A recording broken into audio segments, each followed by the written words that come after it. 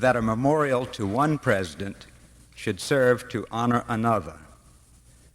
And with Dr. Rhoda Dorsey as the 8th president of the college, Goucher continues its traditional commitment to art and humane letters. As you undoubtedly know, Mildred Dunnock, with whom Mrs. Sexton was to have shared the program tonight, has been detained in London, where she is filming a picture. She has asked me, however, to extend to you and to Dr. Dorsey both a distressful apology and a firm promise that she will bring a program to the college during the school year, and thus our celebration of women will continue for many more months. But what we have lost in theatrical variety, we have gained in the concentration of dramatic intensity in one gifted person. As John Dryden said of Geoffrey Chaucer, "Here is God's plenty."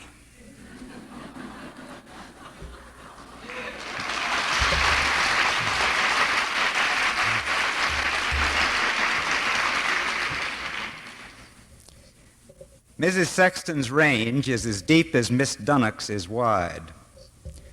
As all who are familiar with her poetry know, Anne Sexton draws on her unique experiences and makes them universal.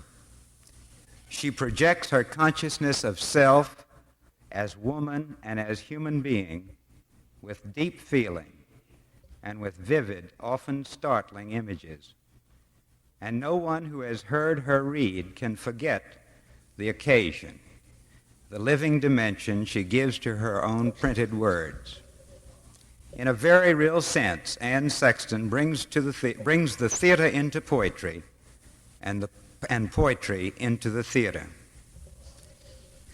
For the better part of 2 decades, Mrs. Sexton has lived the creative woman. To Bedlam and partway back, her first book was published in 1960. Other books have included All My Pretty Ones, 1962, Live or Die, 1966, for which she received the Pulitzer Prize, Transformations, 1971. Her latest book, The Death Notebooks, was published last February. Mrs. Sexton is a native of Massachusetts and now lives there, but she has also lived in Baltimore and has many special friends here. A teacher, too, she is currently professor of creative writing at Boston University. It is a very, very great pleasure for me to present this exciting artist and to invite you to meet her informally after the reading at a reception in the auditorium lobby. Ladies and gentlemen, Anne Sexton.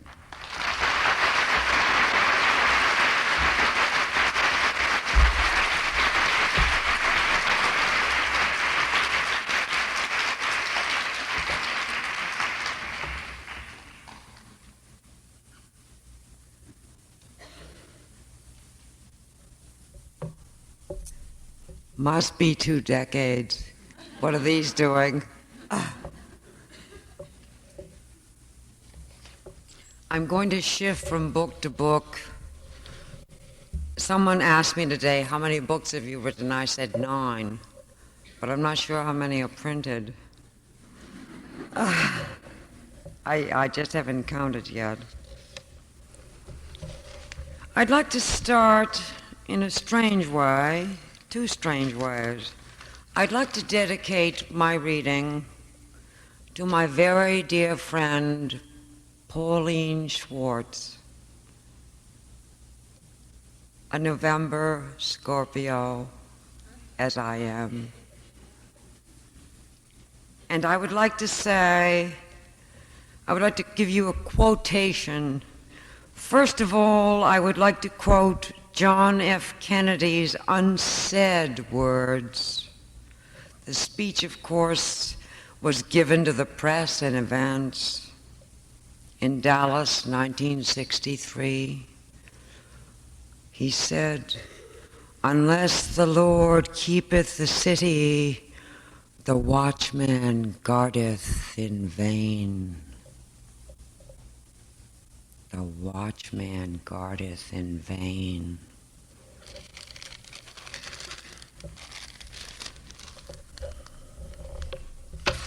I've always started my readings with this poem, and I won't stop now. I have gone out, a possessed witch, haunting the black air, braver at night. Dreaming evil, I have done my hitch over the plain houses, light by light. Lonely thing, 12-fingered, out of mind. A woman like that is not a woman quite. I have been her kind. I have found the warm caves in the woods, fill them with skillets, carving, shelves, closets, silks, innumerable goods, fix the suppers for the worms and the elves, whining, rearranging the disaligned. A woman like that is misunderstood. I have been her kind. I have ridden in your cart, driver, waved my nude arms at villages going by, learning the last bright roots. Survivor, where your flames still bite my thigh, and my ribs crack where your wheels wind. A woman like that is not ashamed to die. I have been her kind.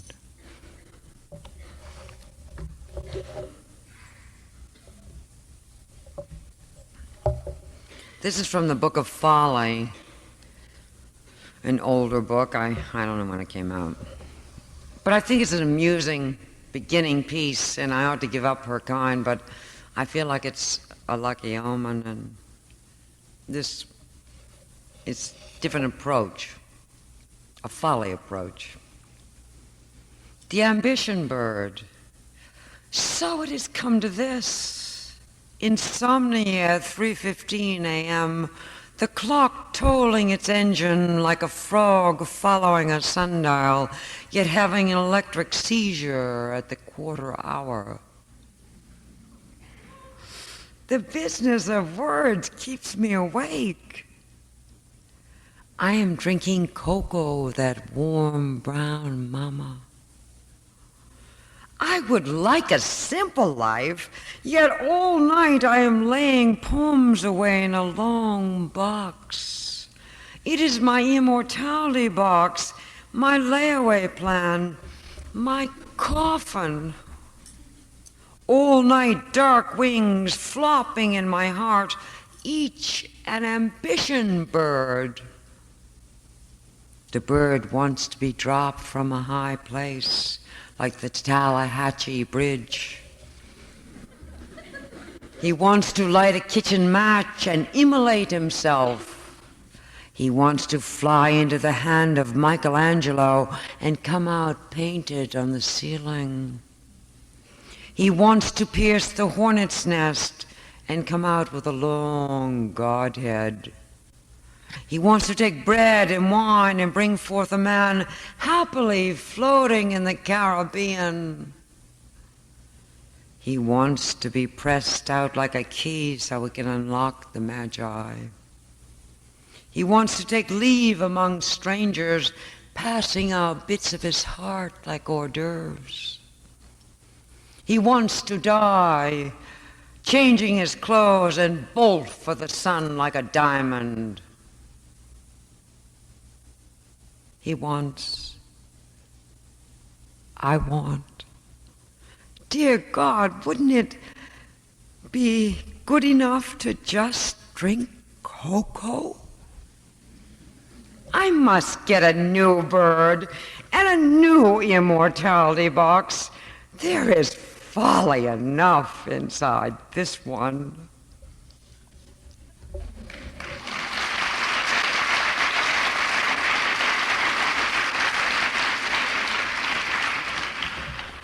Now, for a while, I'm going to have to be serious because, unfortunately, I'm taken to it. They tell me this is my best poem, and when they tell me, so what do? I say, it's my best poem. But I'll tell you, there were 300 versions, and it's a short lyric. And I worked like hell. But I worked to get the truth. That's what you work for, to get at the truth. And the truth is in the title. In it, I refuse the rites and celebration of the dead for the rites and celebration of the body.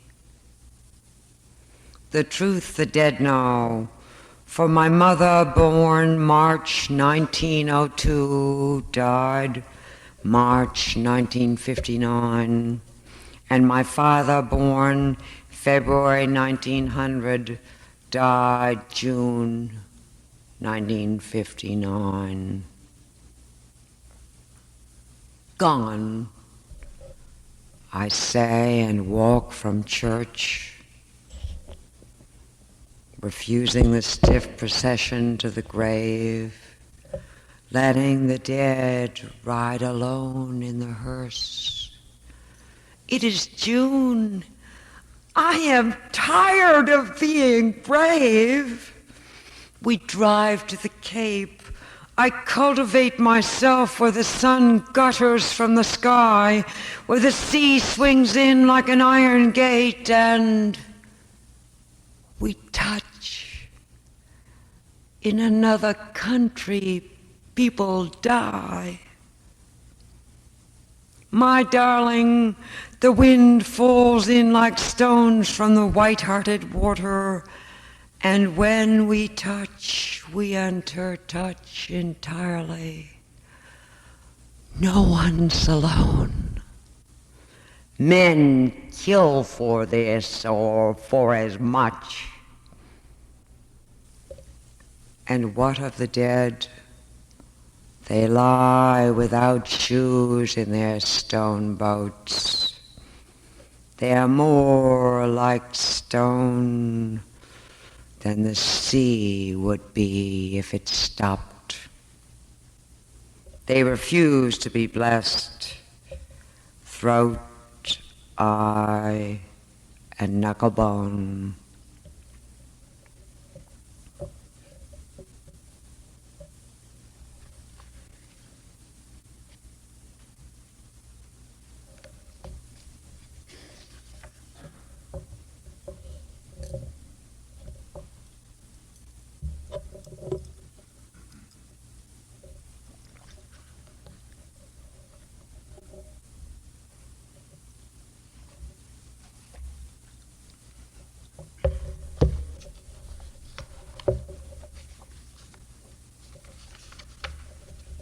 I'm not used to reading this poem, but I kind of did a little while ago, and I kind of liked it. I was formerly known as the poet of madness, to Bedlam partway back, etc.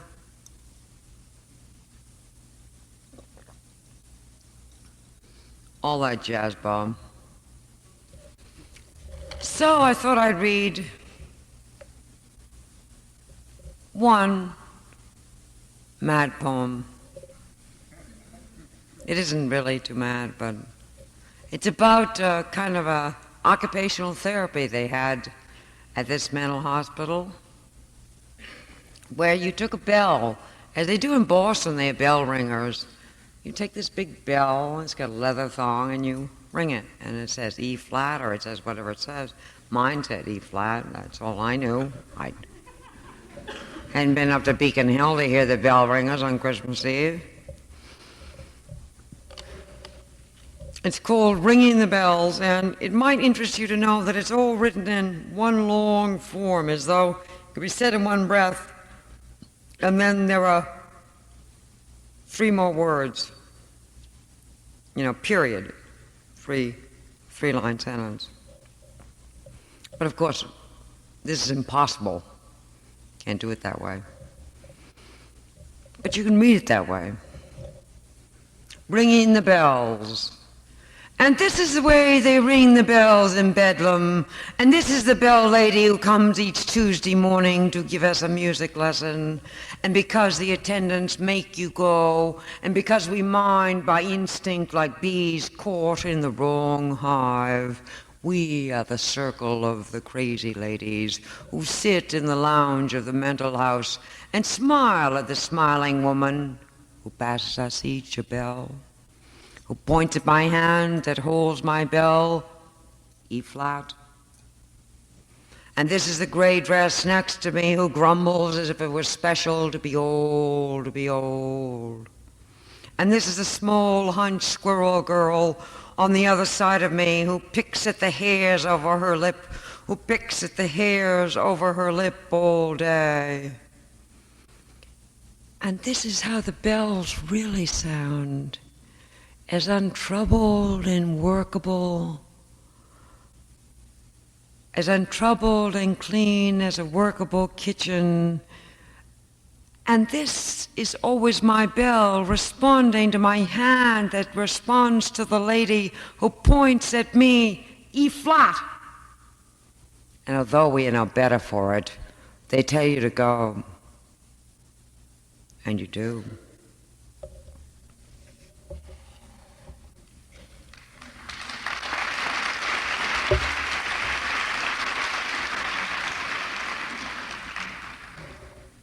Because I'm replacing Miss Dunnock, I'm giving a longer reading than I usually do, and if I suddenly sink down and lose my voice, you'll have to bear with me.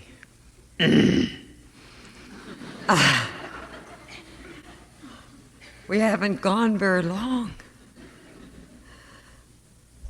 How is the sound? Could you give me a little feedback on it? It's all right.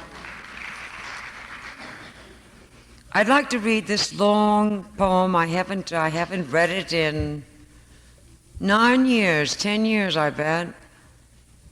I don't know how well I'll read it, but it's been in many anthologies.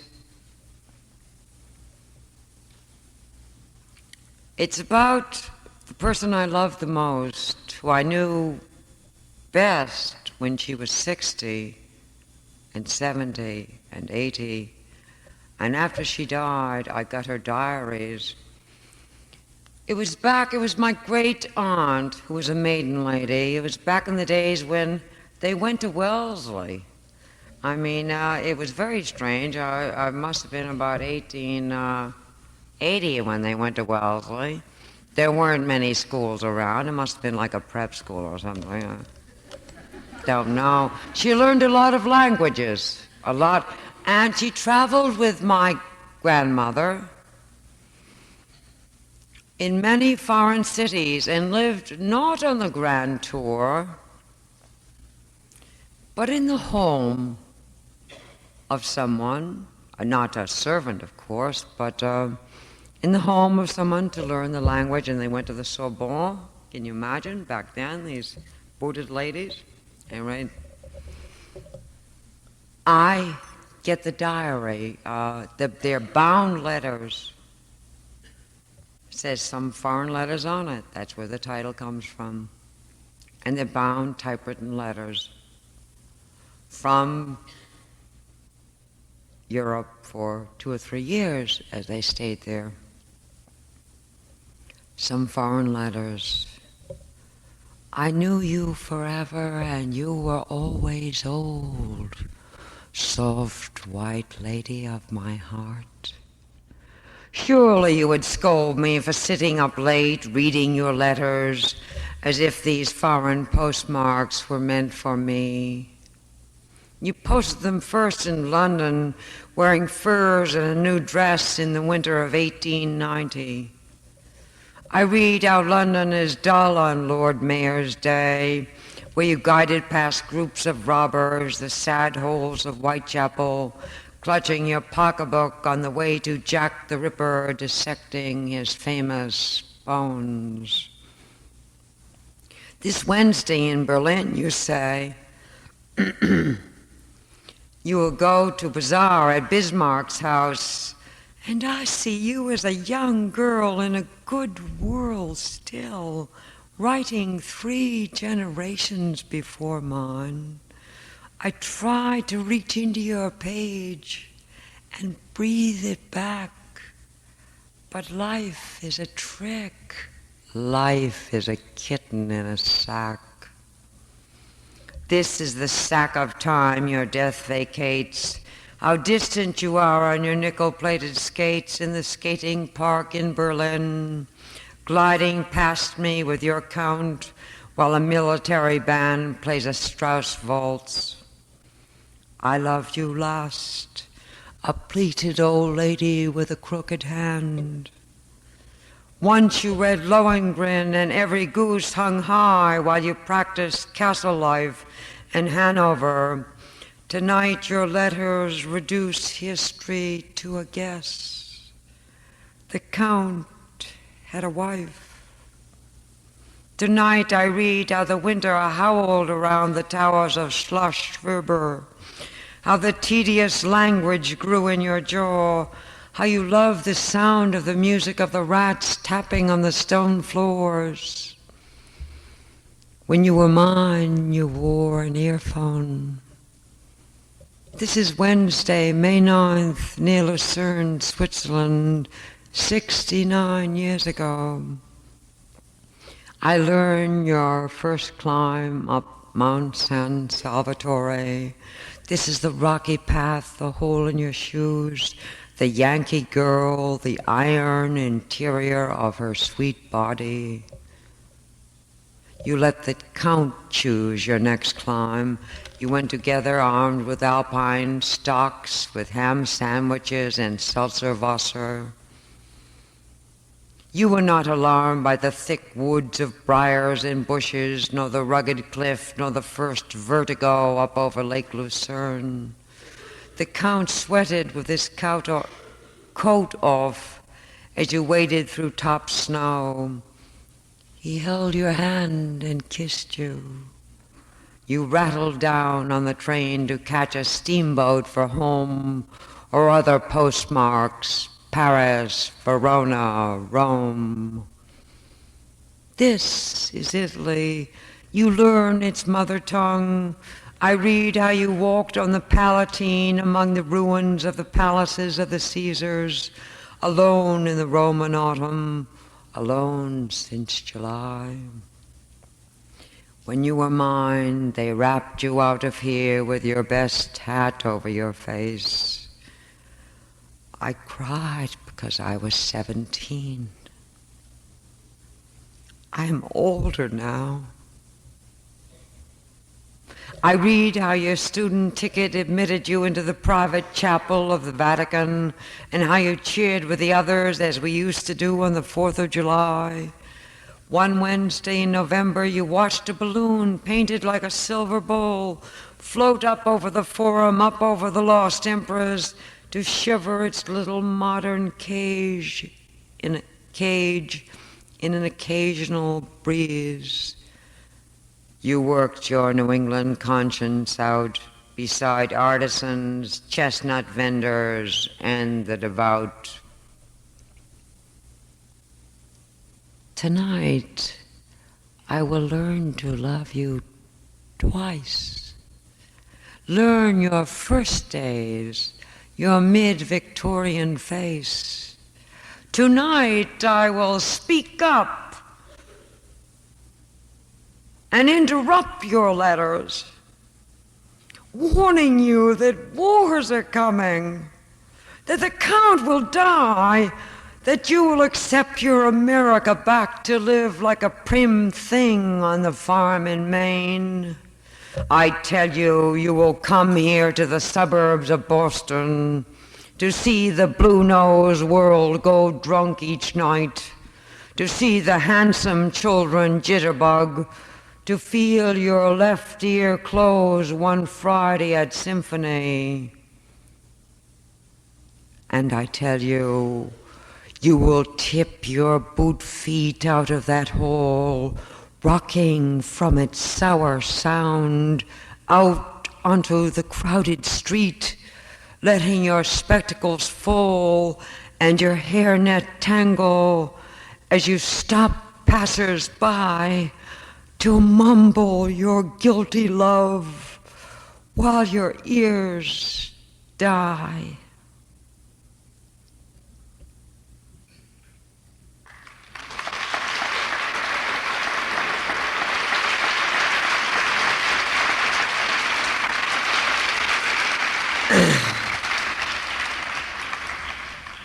The next one I was going to read, I've got to skip because it's a little too much.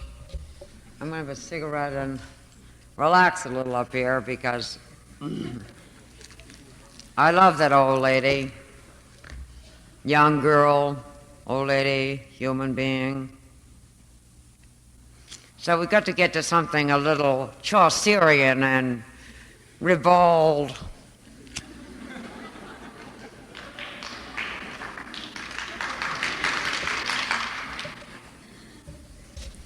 Why not? Now, I wrote a book about the Brothers Grimm, and I'd like to read to you Little Red Riding Hood and Cinderella and all of that, because I know you'll be happy, because you know the story. But I have to read this unfamiliar story because there's a word in it I like to say. You see, I mean, after all, I've got to get my kicks too, don't I? At any rate, the word came through on the galley sheets, which you get, they're long sheets from the copywriter as the book is going through its process of getting printed. And the copywriter said, author, A.U., what is Dingo Sweet? I wrote, dear copywriter, Dingo Sweet is an image for sexual intercourse.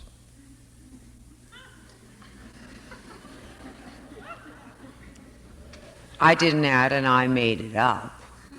Because, I mean, she probably looked through every damn book there is, you know, and she couldn't find any Dingo Sweet. I came out of Sexton's head.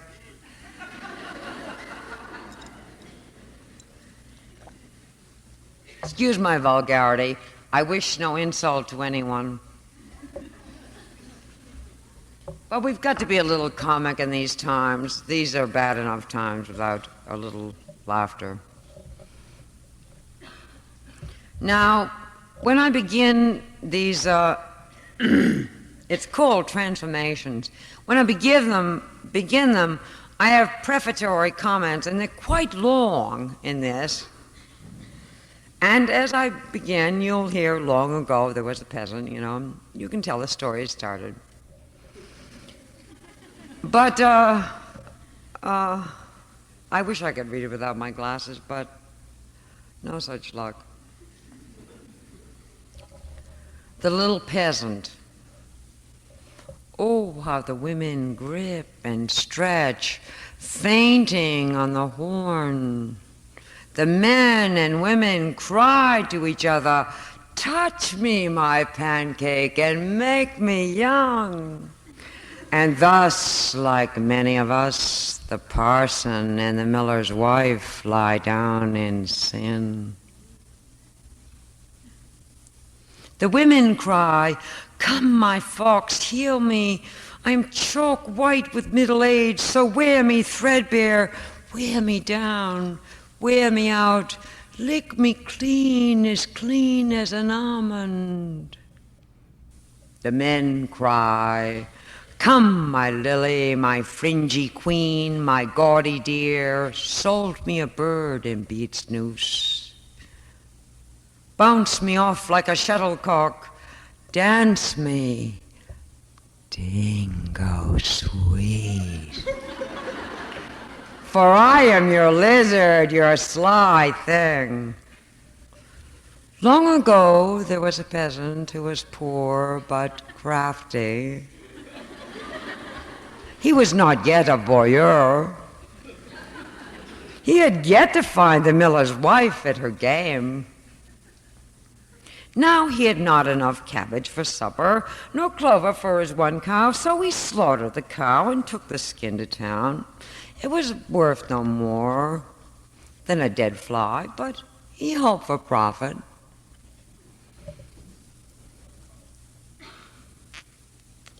On his way he came upon a raven with damaged wings. It lay as crumpled as a wet washcloth. He said, "Come, little fellow, you're part of my booty." On his way there was a fierce storm. Hail jabbed the little peasant cheeks like toothpicks. So he sought shelter at the miller's house. The miller's wife gave him only a hunk of stale bread and let him lie down on some straw. The peasant wrapped himself and the raven in the cowhide and pretended to fall asleep. When he lay as still as a sausage, the miller's wife let in the parson, saying, "My husband is out, so we shall have a feast, roast meat, salad, cakes, and wine." The parson, his eyes as black as caviar, said, "Come, my lily, my fringy queen." The miller's wife, her lips as red as pimentos, said, "Touch me, my pancake, and wake me up." And thus they ate, and thus they dingoed sweet. Then the miller was heard stomping on the doorstep, and the miller's wife hid the food about the house, and the parson in the cupboard. The miller asked upon entering, "What is that dead cow doing in the corner?" The peasant spoke up, "It is me. I sought shelter from the storm." "You are welcome," said the miller, "but my stomach is as empty as a flour sack." His wife told him she had no food but bread and cheese. "So be it," the miller said, and the three of them ate. The miller looked once more at the cowskin and asked its purpose. The peasant answered, "I hide my soothsayer in it. He knows 5 things about you, but the 5th he keeps to himself." The peasant pinched the raven's head, and it croaked, "Grr, grr." "That means," translated the peasant, "there is wine under the pillow." And there it sat, as warm as a specimen. Grr, grr. They found the roast meat under the stove. It lay there like an old dog. Grr, grr. They found the salad in the bed and the cakes under it. Grr, grr. Because of all this, the miller burned to know the 5th thing.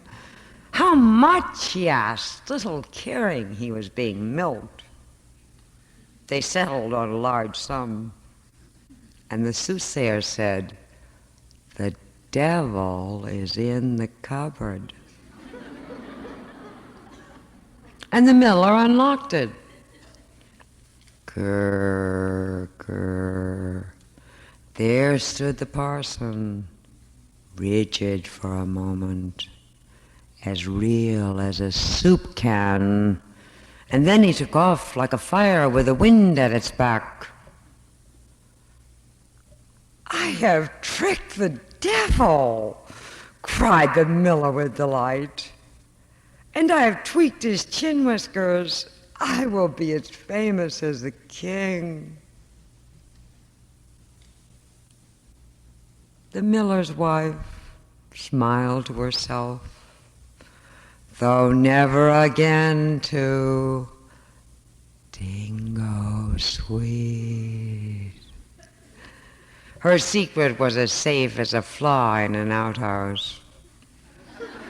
The sly little peasant strode home the next morning, a soothsayer over his shoulder, and gold pieces knocking like marbles in his deep pants pocket.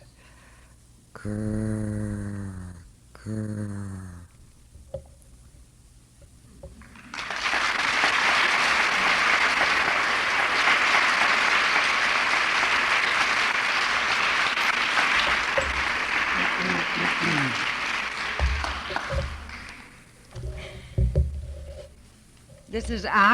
This is actually the Death Notebooks, it came out in, when did it come out? February, I guess. It's here, but, jeepers, here's the manuscript. See how my dog ate it? My dog loves manuscripts, books, interesting things. I mean, the things I want the most, my dog knows.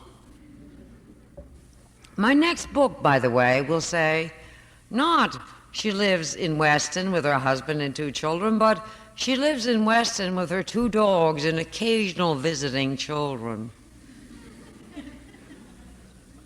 They just had dogs before. I thought, what are they going to think? I have a kennel. How many dogs? I said, please put 2, All right, this is entitled The Death Notebooks. And I originally thought, how nice. Hemingway had this book, it came out, and he was dead, and here's his book. And that's nice.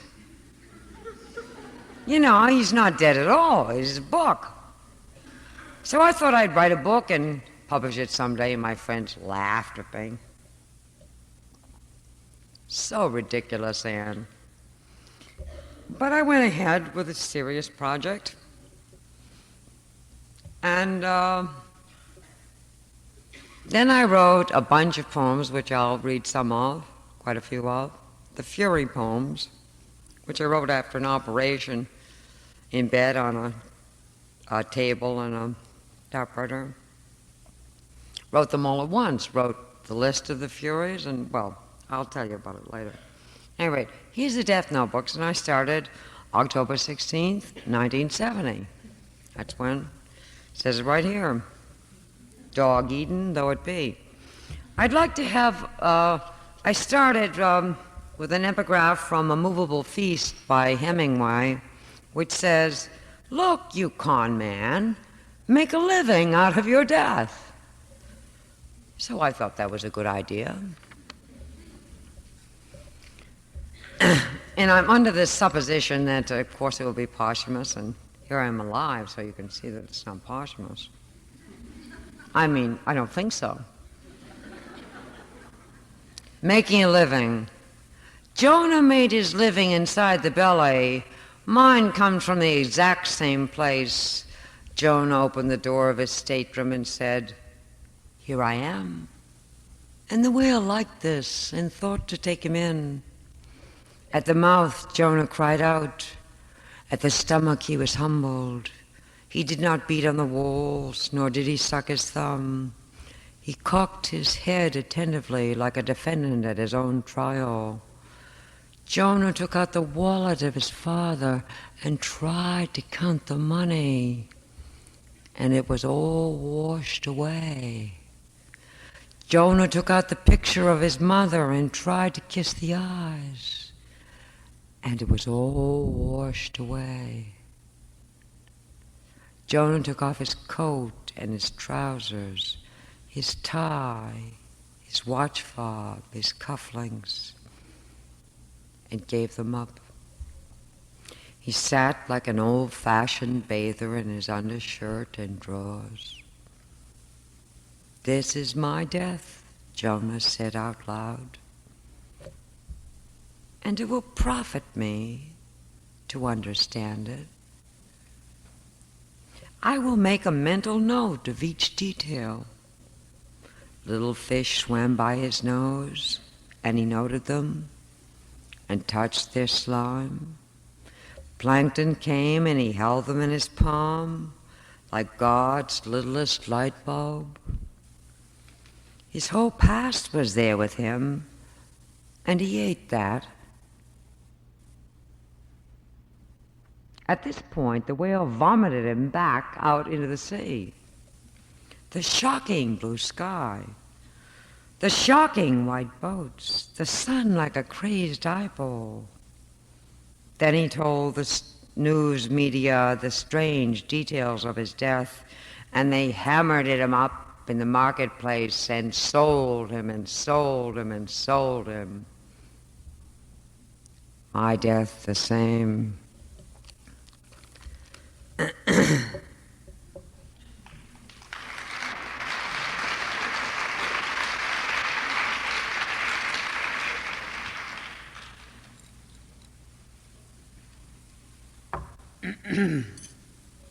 I hope my voice will last as long as my poems last.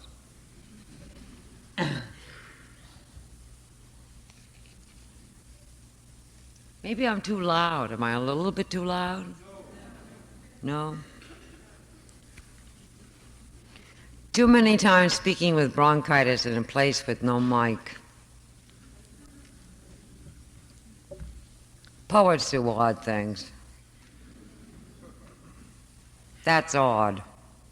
You should say, goodbye, I'm flying home.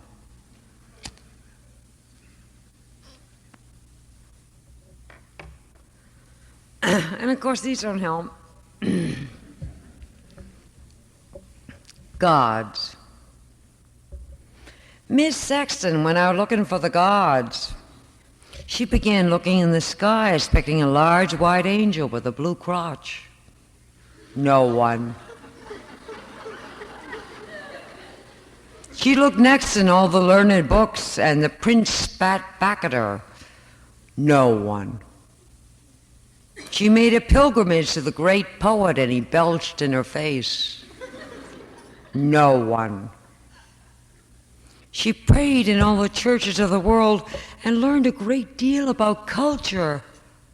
No one. She went to the Atlantic, the Pacific for surely God. No one. She went to the Buddha, the Brahma, the pyramids, and found immense postcards. No one. Then she journeyed back to her own house, and the gods of the world were shut in the lavatory. At last, she cried out and locked the door.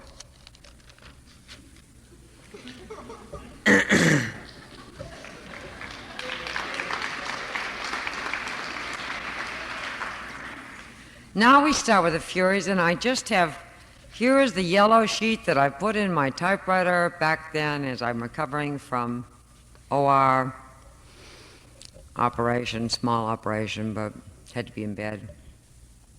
And I write the Furies. And I'll just read you some of the list. I don't write to all of them, and some I write to that aren't here, but I think it's fun because it's kind of associative. I mean, to think of writing a series of poems called the Furies, and you don't know what you're doing anyway. You don't know from nothing. But you write the Furies.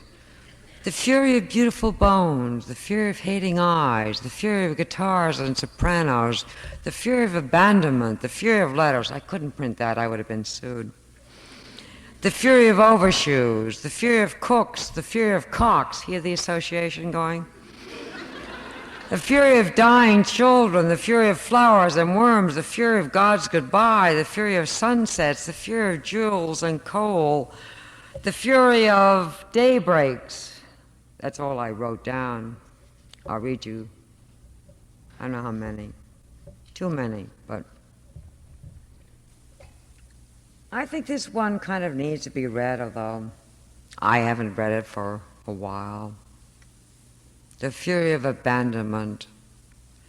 Someone lives in a cave eating his toes. I know that much.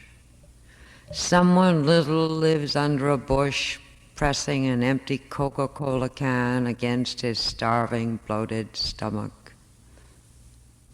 I know that much. A monkey had his hands cut off for a medical experiment, and his claws wept.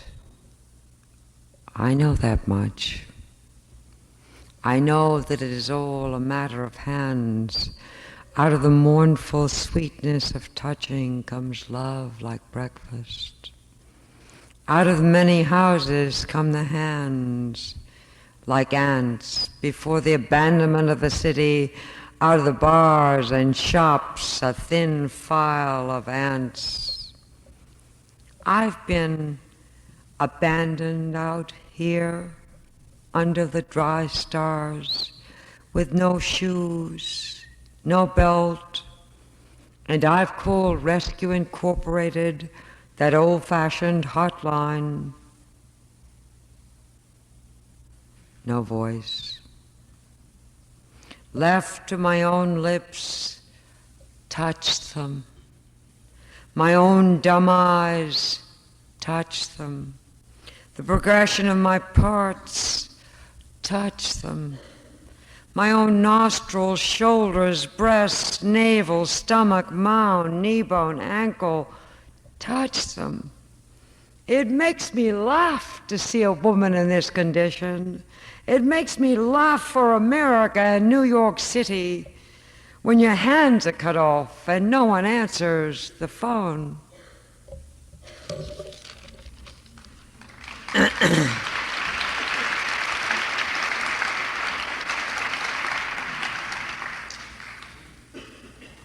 I think you'll enjoy this. It's a bit lighter. Matter of fact, a lot of kindergartens have it pasted up. A lot of mothers have it pasted up. And all you have to have is a kid who wears overshoes. Now, when I was in Houston, I had to check how many people knew what snow was and whoever wore an overshoe, because I thought it'd be a little pointless. Down south, they're pretty surprised by the snow. I mean, they don't have overshoes. But they got the whole thing, but no overshoes. The Fury of Overshoes. I had no idea when I wrote down that title what it was going to be about. Just thought of it, whatever it is. And it's something, really. I sold the New Yorker, and that's nice.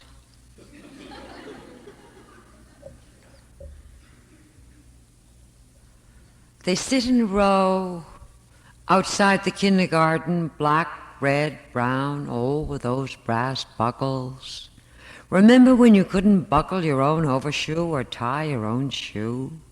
Or cut your own meat and the tears running down like mud because you fell off your tricycle? Remember big fish when you couldn't swim and simply slipped under like a stone frog? The world wasn't yours. It belonged to the big people. Under your bed sat the wolf, and he made a shadow when the cars passed by at night. They made you give up your nightlight and your teddy and your thumb. Oh, overshoes, don't you remember me, pushing you up and down in the winter snow? Oh, thumb, I want a drink. It is dark. Where are the big people? When will I get there? Taking giant steps all day, each day, and thinking nothing of it.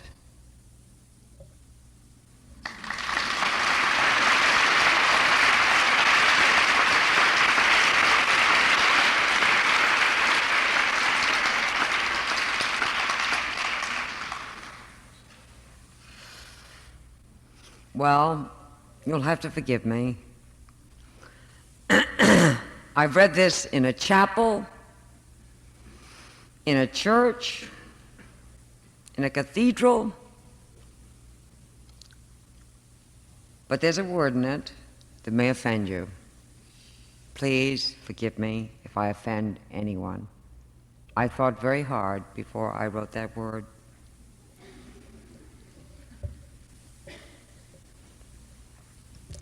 It was the only strong word. I couldn't say make love, that's all.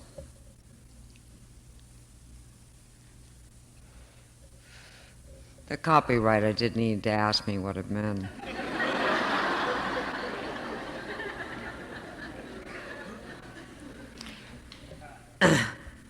And my husband at the time said, "It's beneath you to write that way."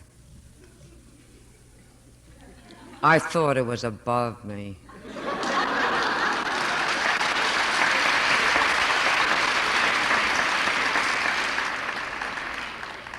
The Fury of Cocks, not to be confused with roosters. Because people have.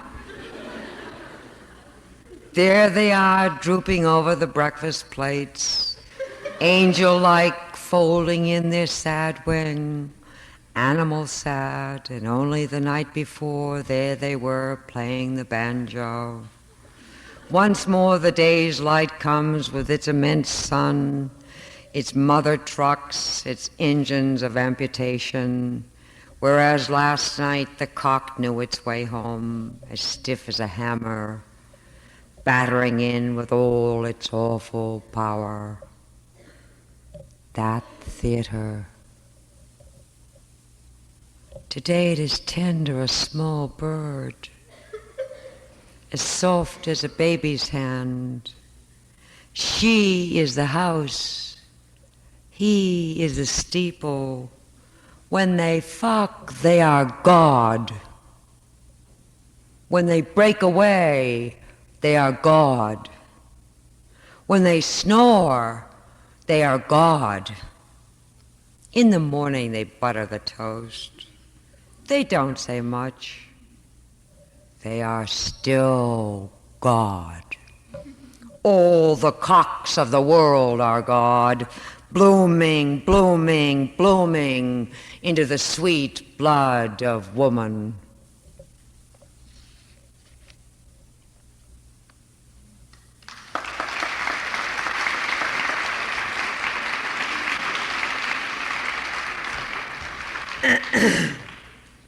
For any I've offended, forgive.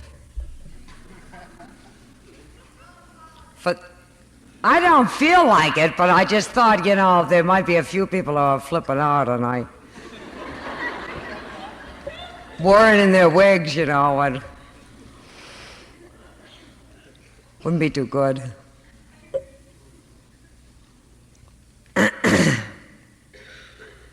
This isn't a very good poem, but it sets up the next one, so.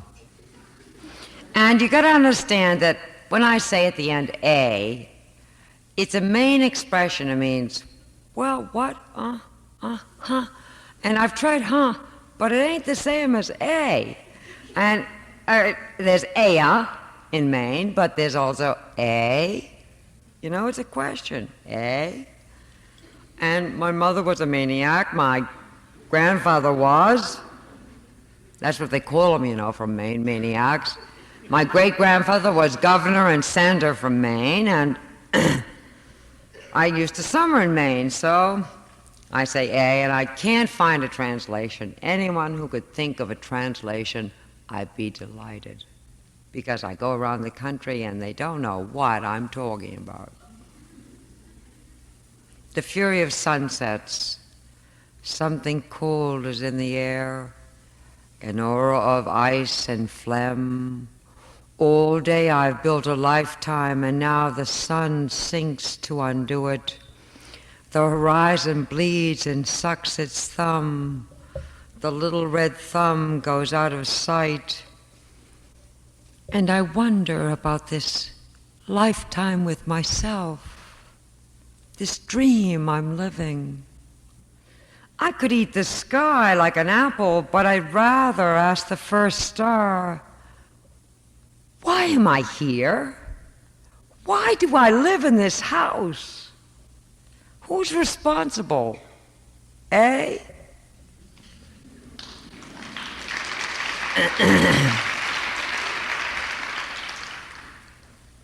Now I hear we're going to do a new thing, or it seemed to me I saw vaguely on television today as I was resting up for the reading.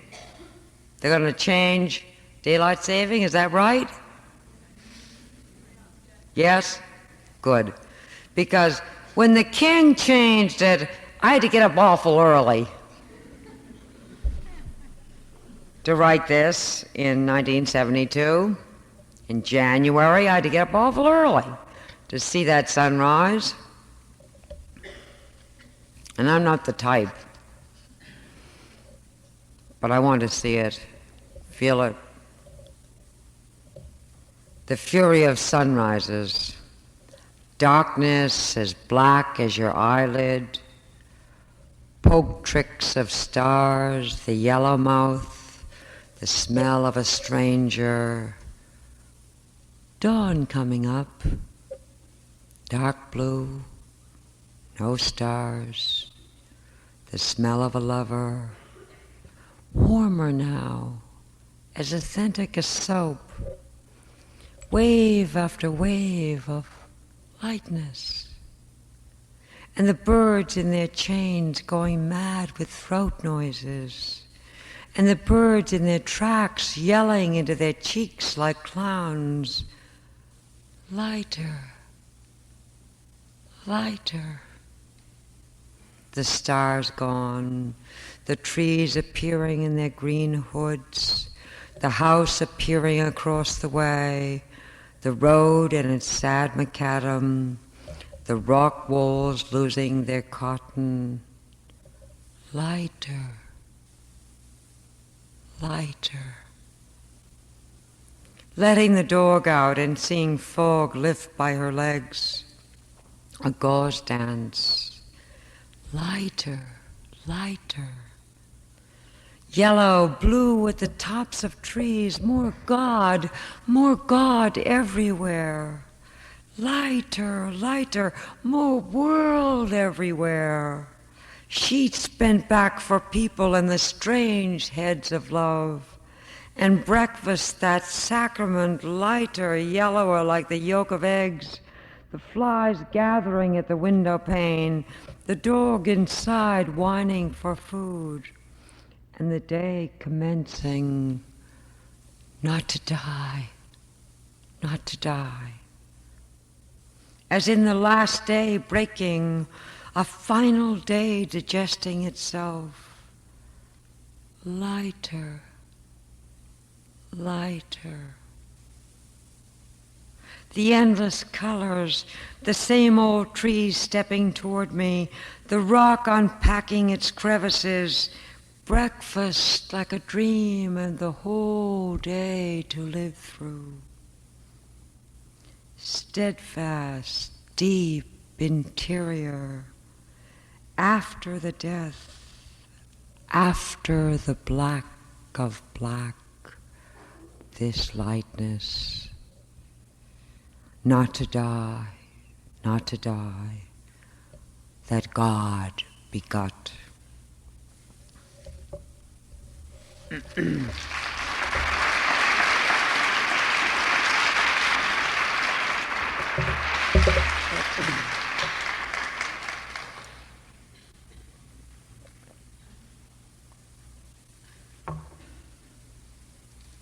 This needs a cigarette. I don't know if my voice does, but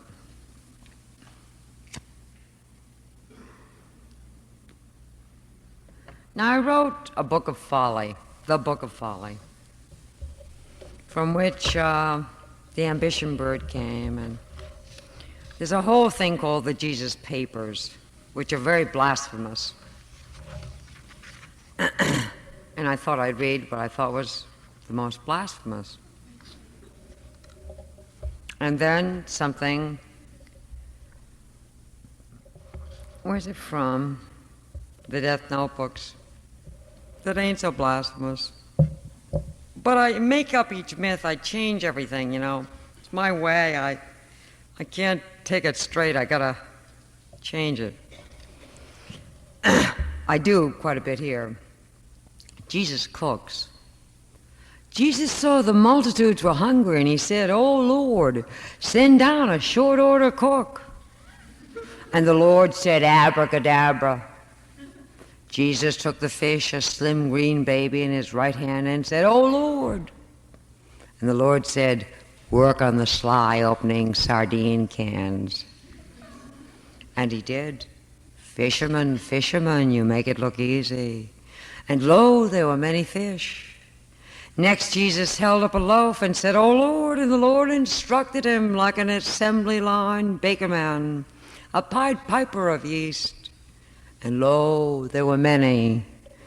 Jesus passed among the people in his chef's hat, and they kissed his spoons and forks and ate well from invisible dishes.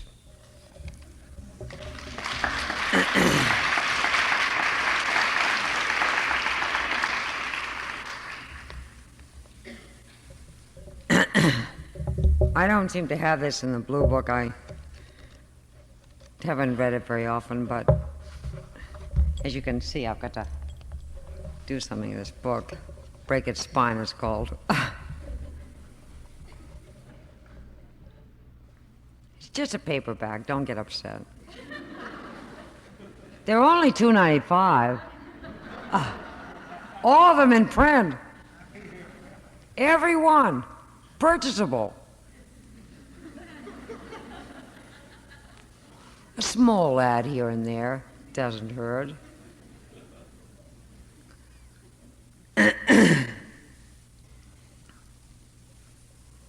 It's the last two lines of this poem that are the most moving to me.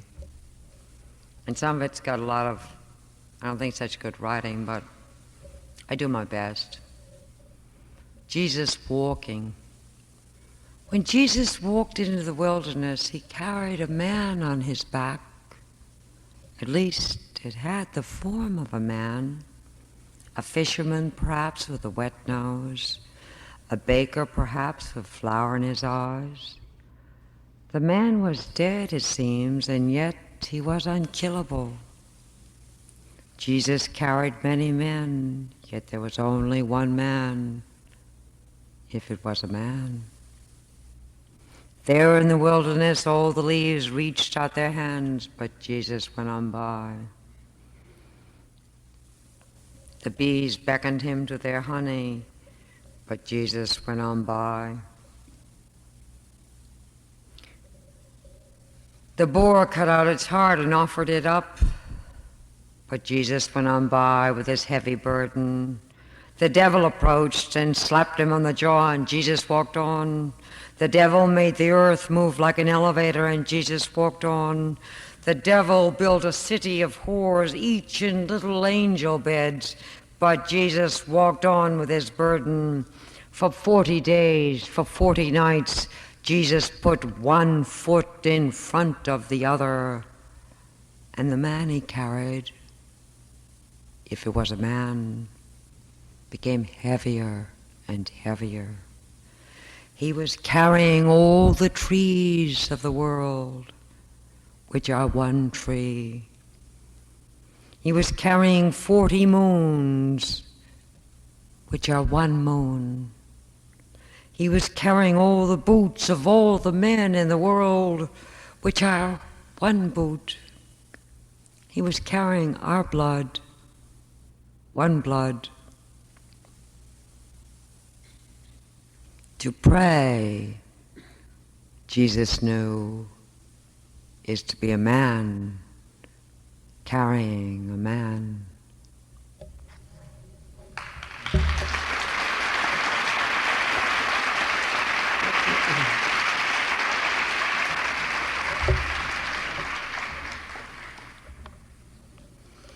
All right, I'm getting to my last book. With one exception, I'm going back for one moment for a little joke, because my last book is pretty serious. It was written in 2.5 weeks with 3 days out for a hospitalization. Of course, I was up from 5 till about 2 in the morning. I was writing every minute. But it's coming out next March, and it's called The Awful Rowing Towards God. It starts out rowing. A story, let it go, let it come. I was stamped out like a Plymouth fender into this world. First came the crib with its glacial bars, then dolls and the devotion to their plastic mouths.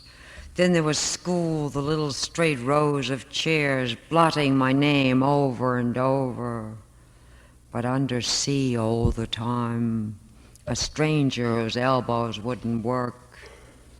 Then there was life with its cruel houses and people who seldom touched, though touch is all. But I grew like a pig in a trench coat, I grew. And then there were the many strange apparitions, the nagging rain, the sun turning into poison, and all of that. Saws working through my heart, but I grew. And God was there like an island I had not rowed to. Still ignorant of Him, my arms and legs worked, and I grew. I wore rubies and bought tomatoes, and now in my middle age, about 19 in the head, I'd say, I am rowing.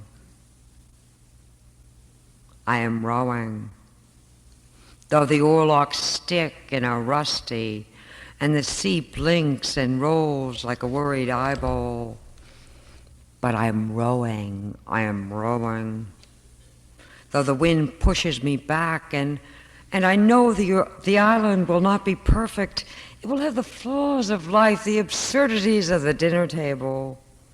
But there will be a door, and I will open it, and I will get rid of the rat inside of me, the gnawing, pestilential rat. God will take it with His 2 hands and embrace it. As the African says, this is my tale which I have told. If it be sweet, if it be not sweet, take somewhere else, and let some return to me. This story ends with me still rowing.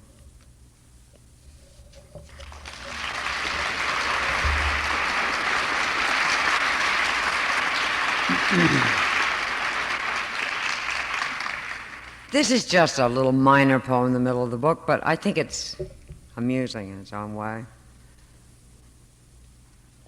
Seeing as we're talking about theater,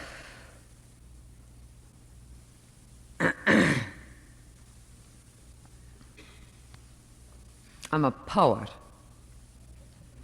but the play. I am the only actor. It is difficult for one woman to act out a whole play. The play is my life, my solo act, my running after the hands and never catching up. The hands are out of sight. That is, off stage. All I am doing on stage is running to keep up, but never making it. Suddenly I stop running. This moves the plot along a bit. I give speeches, hundreds, old prayers, old soliloquies. I say absurd things like, eggs must not quarrel with stones, or keep your broken arm inside your sleeve, or I'm standing upright but my shadow is crooked, and such and such. Many boos. Despite that, I go on to the last lines. To be without God is to be a snake who wants to swallow an elephant. The curtain falls. The audience rushes out. It was a bad performance. That's because I'm the only actor, and there are a few humans whose lives will make an interesting play. Don't you agree?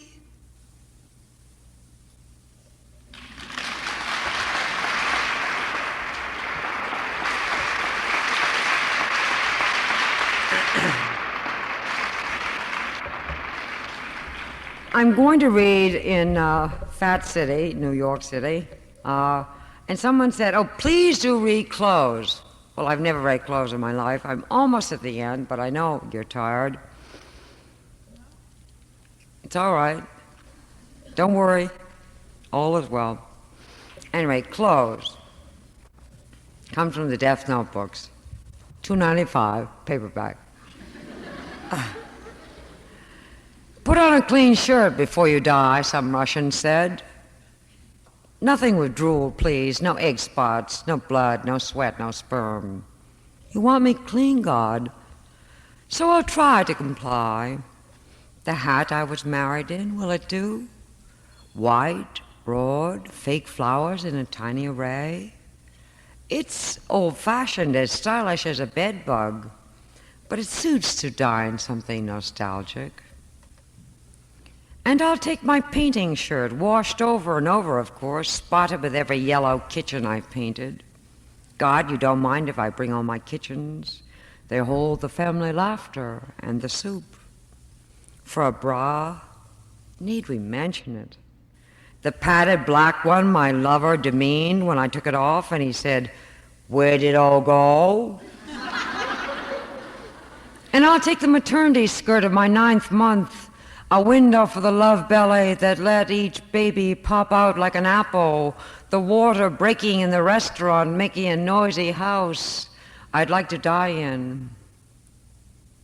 For underpants, I'll pick white cotton, the briefs of my childhood, for it was my mother's dictum that nice girls wore only cotton. If my mother had lived to see it, she would have put a wanted sign up in the post office for the black, the red, the blue I've worn. Still, it would be perfectly fine with me to die like a nice girl, smelling of Clorox and Duz. Being 16 in the pants, I would die full of questions.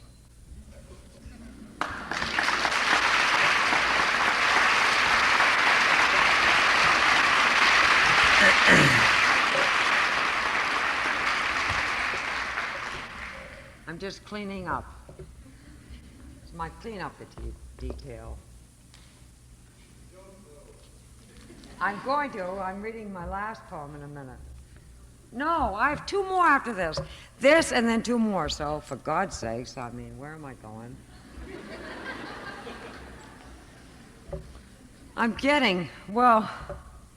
I'm not used to being an actress. This play of mine here is a little... Anyway, the last poem in The Awful Rowing Towards God is The Rowing Endeth. And when I read it at Harvard,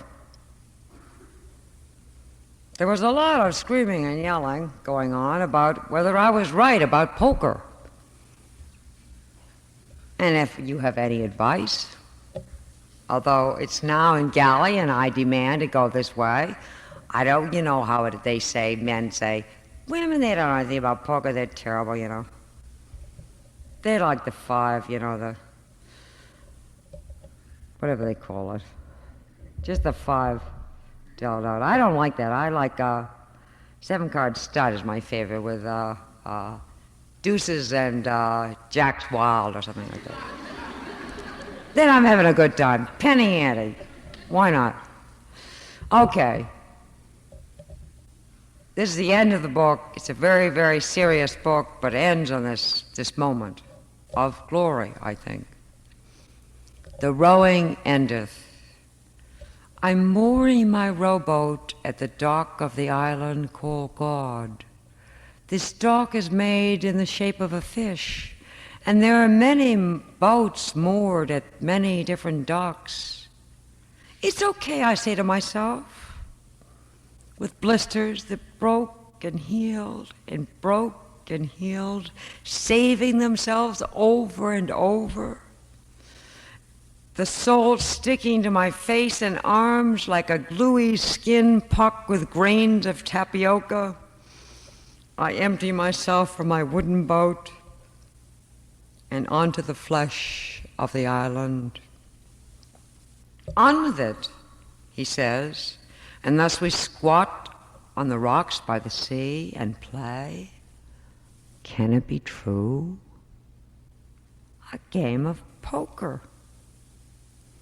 He calls me. I win because I hold a royal straight flush. He wins because he holds 5 aces. A wild card had been announced, but I had not heard it, being in such a state of awe when he took up the cards and dealt. As he plunks down his 5 aces and I sit grinning at my royal flush, He starts to laugh, the laughter rolling like a hoop out of his mouth and into mine, and such laughter that he doubles right over me, laughing a rejoice chorus at our two triumphs. Then I laugh, the fishy dock laughs, the sea laughs, the island laughs, the absurd laughs. Dearest dealer, I, with my royal straight flush, love you so for your wild card, that untamable, eternal, gut-driven, ha-ha, and lucky love.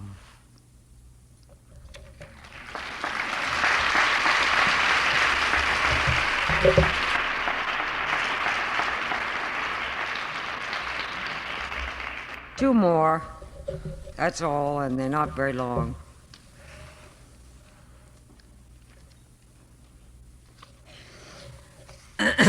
They're from the book Love Poems, $2.95, purchasable.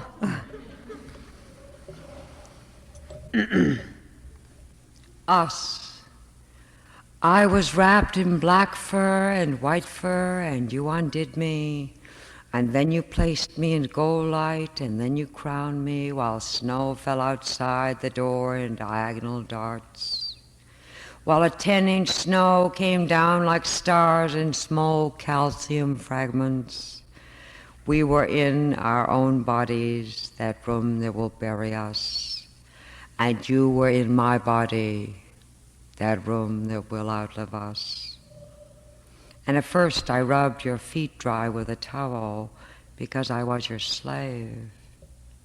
And then you called me princess. Princess! Oh, then I stood up in my gold skin and I beat down the psalms and I beat down the clothes, and you undid the bridle and you undid the reins and I undid the buttons, the bones, the confusions, the New England postcards, the January 10 o'clock night. And we rose up like wheat, acre after acre of gold, and we harvested.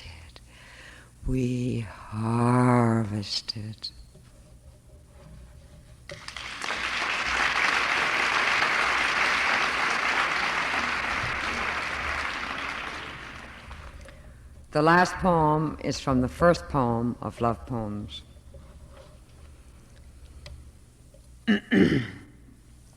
I think touch is a very important thing to me because as a child I was seldom touched. Thus it has extra meaning for me. For months my hand had been sealed off in a tin box. Nothing was there but subway railings. Perhaps it is bruised, I thought, and that is why they have locked it up.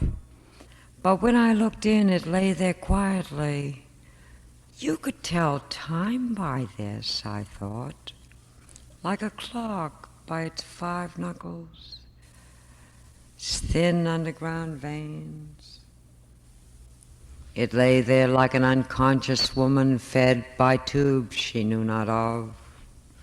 The hand had collapsed, a small wood pigeon that had gone into seclusion. I turned it over and the palm was old, its lines traced like fine needlepoint and stitched up into the fingers. It was fat and soft and blind in places, nothing but vulnerable. And all this is metaphor, an ordinary hand, just lonely for something to touch that touches back. The dog won't do it. Her tail wags in the swamp for a frog. I'm no better than a case of dog food. She owns her own hunger. My sisters won't do it. They live in school except for buttons and tears running down like lemonade. My father won't do it. He comes with a house, and even at night he lives in a machine made by my mother and well oiled by his job. The trouble is that I'd let my gestures freeze. The trouble was not in the kitchen or the tulips, but only in my head.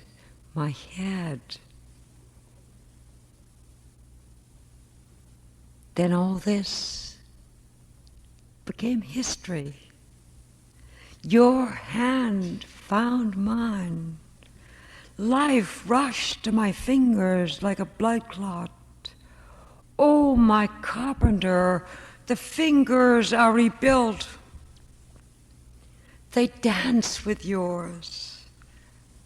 They dance in the attic and in Vienna. My hand is alive all over America.